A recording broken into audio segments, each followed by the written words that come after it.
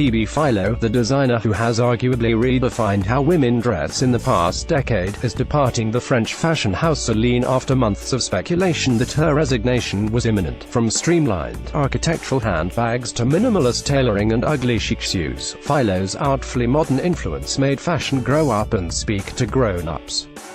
If you have taken to wearing trainers for anything other than the gym, reframed Birkenstocks as an acceptable summer staple or lusted after a navy-only wardrobe, then it is Philo you have to thank. Her decision to cast then 80-year-old author Joan Didion as the face of Celine's Spring 2015 campaign was instrumental in ushering in a new era of appreciation for older women and their style in the fashion industry. Philo's pared-back personal style and cool demeanor created a cult following, which meant the bows she took at the end of her shows were as highly anticipated as the collections themselves. When she wore a pair of Adidas Stan Smith trainers at the end of the Spring-Summer 2011 show, they became a fashion must-have within months. To this day, they endure as a quiet statement of thoughtful style. Subtle style tics beloved of a certain tribe of fashionable women, like tucking hair into polo necks, originated with Philo. As Victoria Beckham evolved her design label from its initial tight edit of bodycon dresses, her collections frequently nodded to the Celine look, with critics drawing comparisons between her designs and Celine's streamlined blazers, wide-leg trousers and relaxed silk shirts. Beckham has also been a regular advocate of the hair-tucking thing. Bags are the lifeblood of any design house, and Philo succeeded in introducing several styles which were catnip to Celine acolytes.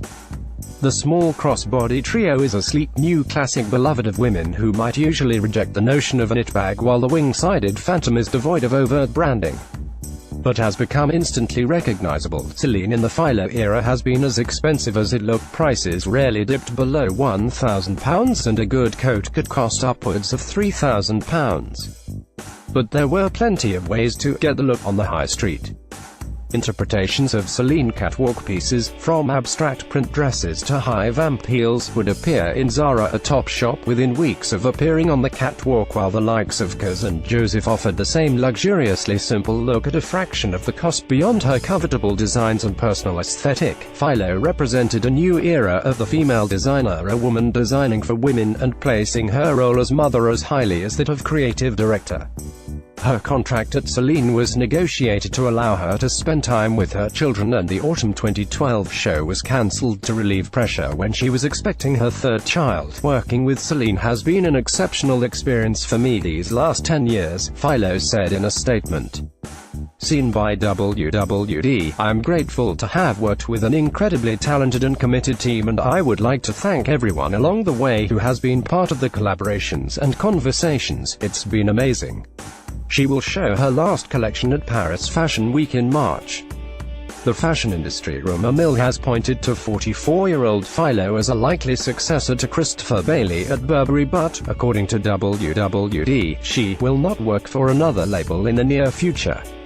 That may not rule her out at Burberry though, as Bailey is set to continue working with the company in some capacity until the end of 2018, when Philo, whose star had risen during her 5 years creative director at Chloe between 2001 and 2006, was appointed to revive Celine in 2008. The house had barely been a presence on the fashion scene since Michael Kors' tenure in the 90s.